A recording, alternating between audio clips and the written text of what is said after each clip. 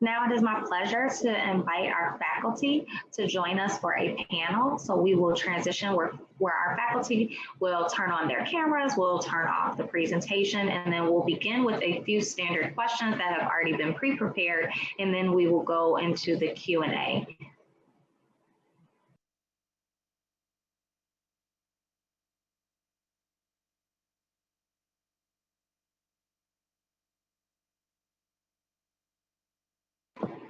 As we begin, I would like to invite our faculty members to share their name and the area and any additional role that they hold here at the institution.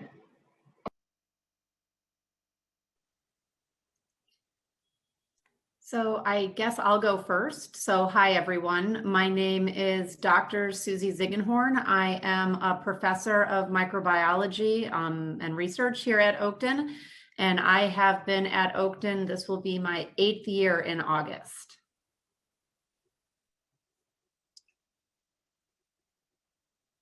Okay, I guess I'll go next. I'm Tracy Fulse. I am a professor of marketing and management, and I'm also the chair of business and professional services. And this is my 14th year at Oakton.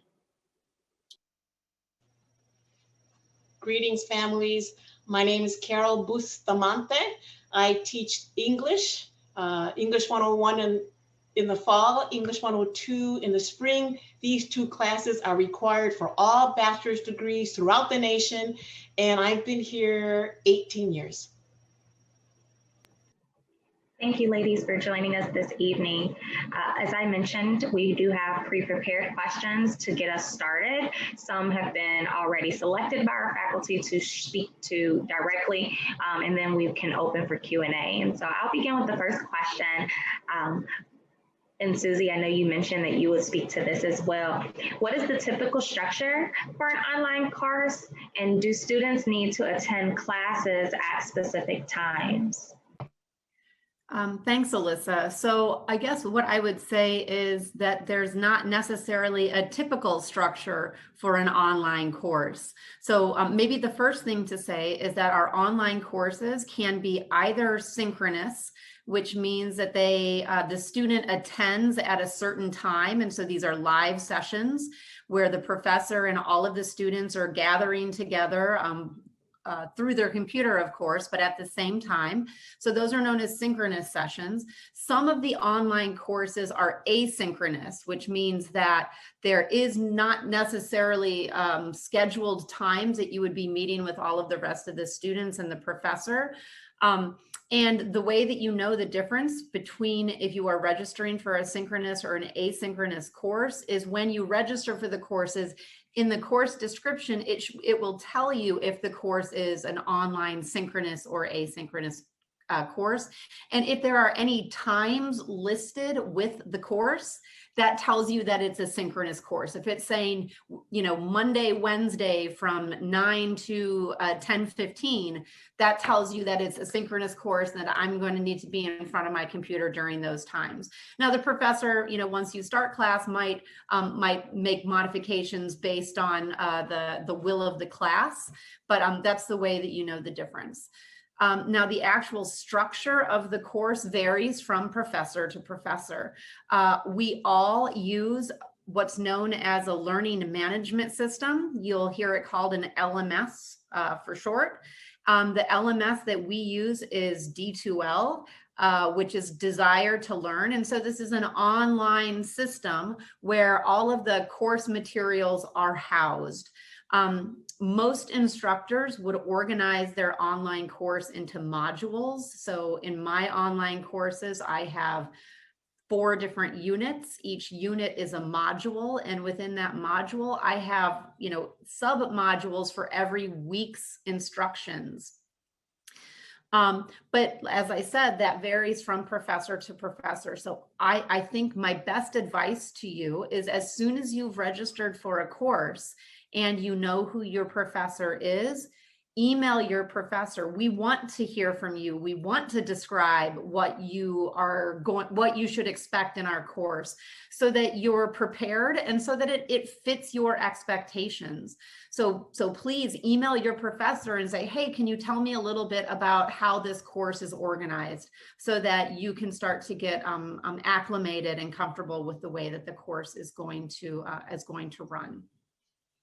I think I'll end it there. And hopefully I've covered it, and my fellow faculty think that I've got everything. Thanks, guys. Thank you so much, Susie, as well as for that insightful tip as students get registered in the coming weeks for the fall semester. The next question, anyone feel free to share.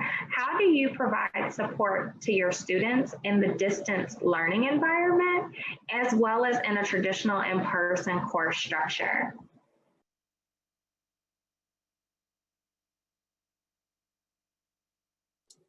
Okay, I'll go. So how I provide support to my students really depends on the needs of the individual student. Certainly within my course shell, as Susie mentioned earlier, via the LMS, I have a whole module dedicated to student support. So things that they would need to know to be a successful student, a successful person, and a successful professional. So that includes lots of links that are industry specific for my discipline, things about the college, and then things that I just think are good things for people to know. And then also I have what I call student support hours, which is time that students can visit with me. Currently, they're being done via Zoom, but traditionally they're done in my office, where students can come and visit and sit and talk about course material, about the college as a whole, about anything that they think is relevant. And one thing I would add to that is that there's perhaps often the impression with students that they shouldn't visit during what some professors call office hours, what some call student support hours, but it's still essentially the same thing, one-on-one time with your instructor. And there's so much research that says students who visit their instructors perform better. So that is not a time for me to file my nails. That is a time for students to connect with me about the course content or about things that are directly relevant to them as a student. So I think one is through the resources I can provide via D2L, links and such, and the other is during my student support hours. Thank you so much, Tracy. Also, as the college is increasing our traditional face-to-face offerings, as well as the hybrid forms of coursework, it's very helpful for folks to know that there are multiple mediums to connect with instructors just as much as it is for them to engage in the coursework itself. So thank you again. I have another question. Of course I do, right? I got a whole list. Do either of you want to share, what do you see as a common challenge that students may have, either as they're taking in-person courses or as they've been adapting to more online course formats?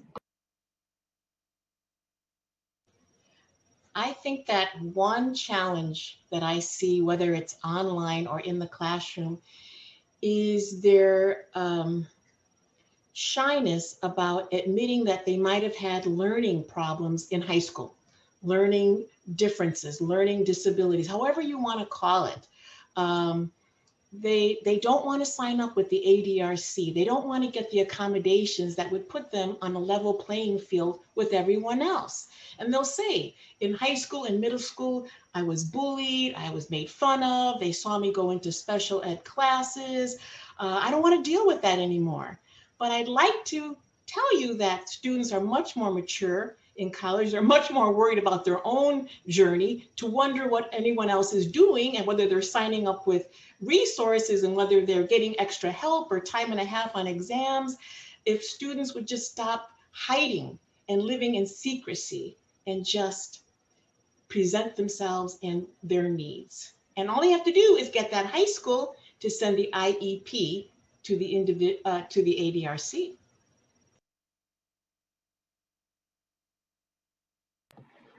I think the only thing I would add to what Carol said is that that same like fears that may have been built in high school, that this is an opportunity for, in some ways, a fresh start, and that you have an opportunity to learn from people whose the discipline that they're teaching is often their life's passion.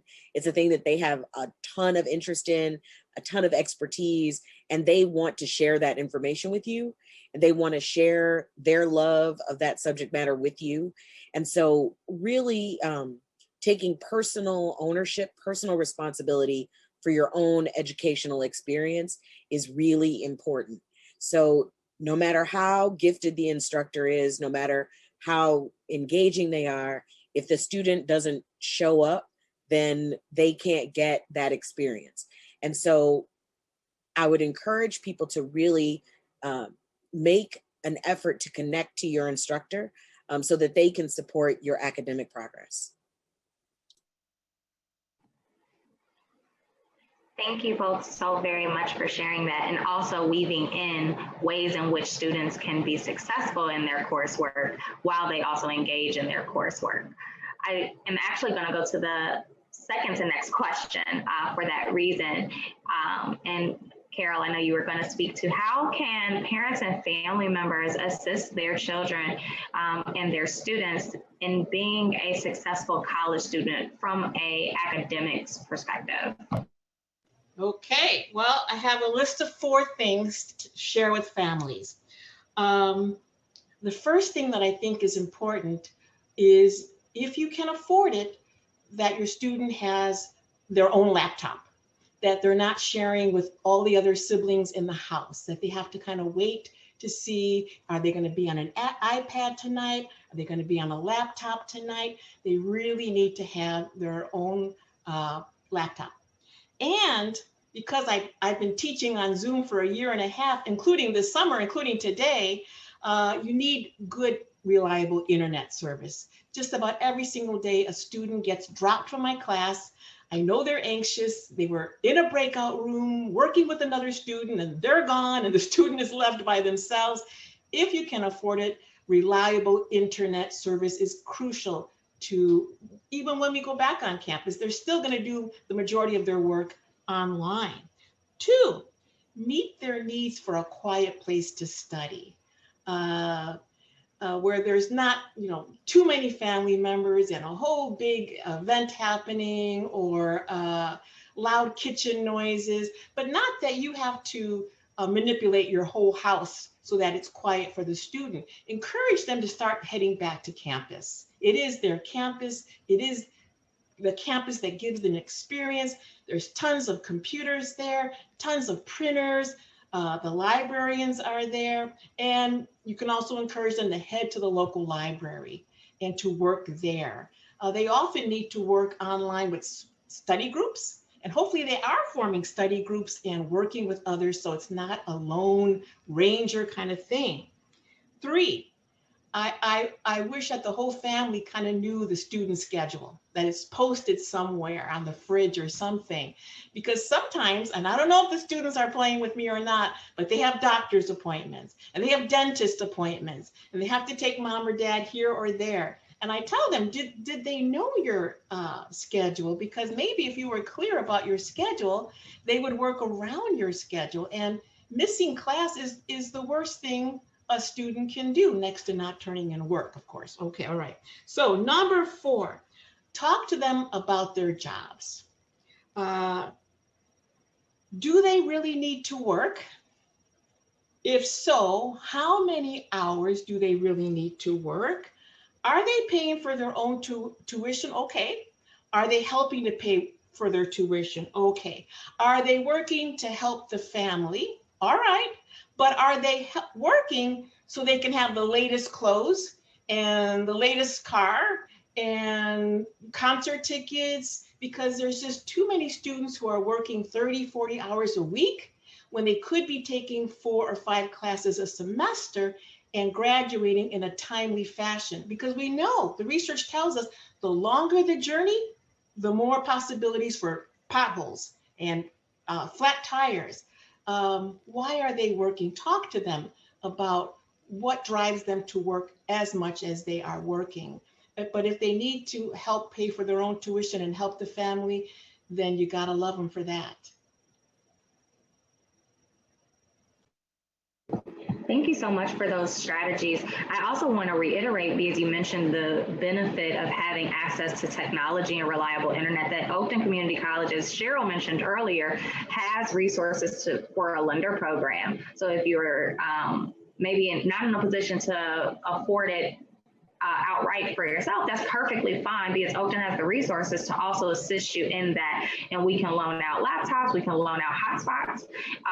And there's also student service programs on campus that we'll talk about in the very next panel, that between our Learning Center, our TRIO Student Support Services, there are a lot of ways, even with our Student Life Department and our Student Affairs area, where if there's a need, we can definitely begin to investigate ways to serve that need. So I just wanted to reiterate the resources in order to be as advantageous and successful as possible.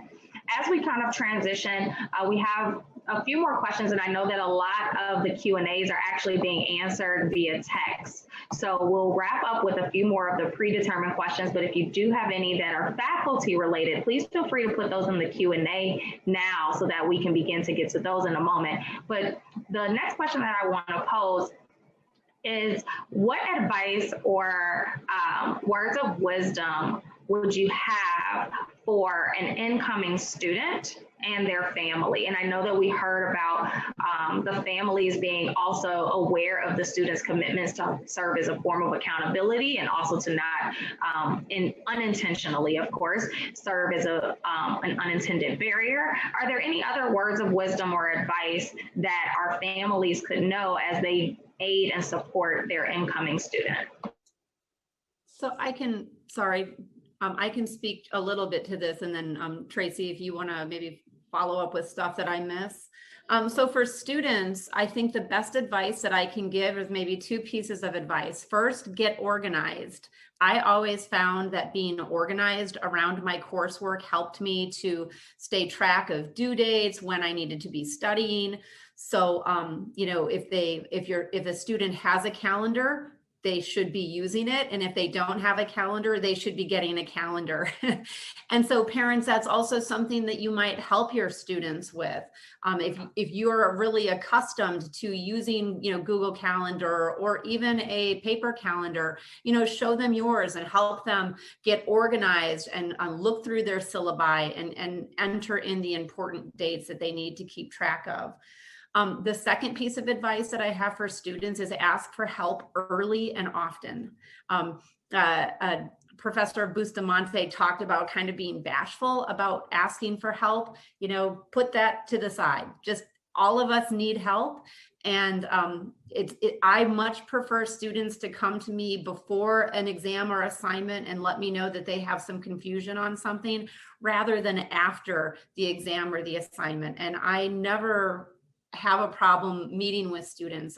We faculty we're here for the students. We want to meet the students. And so hopefully they can just shove that aside. And then the last thing that I'll say is another piece of advice for parents. And that's just check in with your student. Be interested in their education. They're going to be taking cool classes where they're learning new stuff. And they're probably going to want to talk to you, or maybe they won't, but maybe you can ask, what are the things that you're learning? What did you cover in microbiology today? And having an engaged parent might make the student excited, even more excited about what they're learning here at Oakton. And I'll stop there. I think that was wonderful. The thing that I was going to say is like a bridge of both of your things, which is begin with the end in mind. I think that college can be overwhelming because there's so many options. There's so many majors. There's so many new people. There's so many things that you can do. And if you start by thinking about, okay, where do I imagine that this road will take me? I happen to be I was an advertising and a Spanish major as an undergraduate. I don't teach either of those classes. So it had nothing, what I do today had nothing to do with what I got a bachelor's degree in. And I think that there's something really beautiful about that, but I began with the end in mind. I knew I want to graduate within this time, with this kind of degree, and these are the incremental steps that I need to get from where I am today to where I want to go. And that Google Calendar thing is no joke. Like, I use a Google Calendar. I'm committed to a Google Calendar. Oakton is actually a Google campus. And so we use Google, all the Google suite of tools. So your student will have their Oakton email address is actually a Google account. So they can use all of the Google resources to help them organize around their ideas. But if you begin with the end in mind, I think for the student, where do I want to be at the end of this 2.5-year period? For the parent, where do I want my student to be at the end of this 2.5-year period, will help you make those appropriate incremental steps. Thank you both so much for that. I also would love to add a few points, kind of connecting a few themes. And one, for our incoming students, we recognize that our student population, especially here at Oakton Community College, is comprised of such a diverse group. And while we have so many students that are coming, matriculating right from high school, we also have returning education adults. We have students that are joining us that are looking for retooling professionally. And sometimes the support may look different, and being able to know what you need and telling your family what you need, if that means having to make a different arrangement for a drop-off pickup schedule for your children, if that means having time set aside, or instead of cooking dinner, picking up dinner. It's sometimes very simple things that we may need, but then we don't ask for it, and our families may not know that something as simple as picking up dinner tonight, or kind of figuring out dinner on your own tonight, may make it a little bit more beneficial for me to spend time in studying. Similarly, while we are identifying what we need, I would recommend every incoming student identify a point person at Oakton. While your family is going to be a central network for you, it's nothing like also having someone at the institution that can serve as what we would call a cultural navigator, somebody that can help you direct you to whom the right person is whenever there's a question that may come up, whether it's how to navigate a classroom situation or a campus situation. And so begin to identify and build relationships with not only your faculty members, but students in the classroom. So then you can identify who do you trust on campus that when you have just a simple question, you feel safe enough to ask. And so I think being able to build that into your incoming experience will really ensure longevity. So with that, I'm going to go to one more question with our faculty, because our Q&As are being answered in the moment, and it will also transition us into our student services panel. And so, as all of our faculty has shared a lot of ways in which they've engaged with students in the classroom, I would love for you all to provide us with parting wisdom of what success resources have your students found helpful while they've been here at Oakton. And it could be disciplinary focused, or it could just be broad, either way. I think we have a million great resources, but here's the ones I love. TRIO. There is nothing like TRIO. TRIO is for first generation students, low income students, or students with learning difficulties. TRIO will walk you all the way up to the stage when you get your degree. And they are at the Transfer University also, because it's a federal program. Tutoring. Tutoring, there's a stigma with high school. You don't want to go to tutoring, but tutoring is where the very best students are. We've got these clubs, Andale, we've got Black Student Union, we've got DECA, we've got Habitat for Humanity, Hillel, Muslim Student Association, Oakton Pride. We got STEM and Gloria Liu for the STEM majors, academic advising and personal counseling. I'm done. Beautifully and dramatically done, Carol. I was just going to echo that for me, it's been really the advisors that have been super critical to student success, because again, with that beginning with the end in mind, your academic advisor can be the guide that ensures that you're not wasting time, effort, or money on courses that you don't need if they don't align with where you're headed. And then also the counseling that has been, I mean, if we've learned anything in the past year, is that we all struggle, and having someone that you can talk to for about anything, I think has really been useful. So those are the two things that I would echo.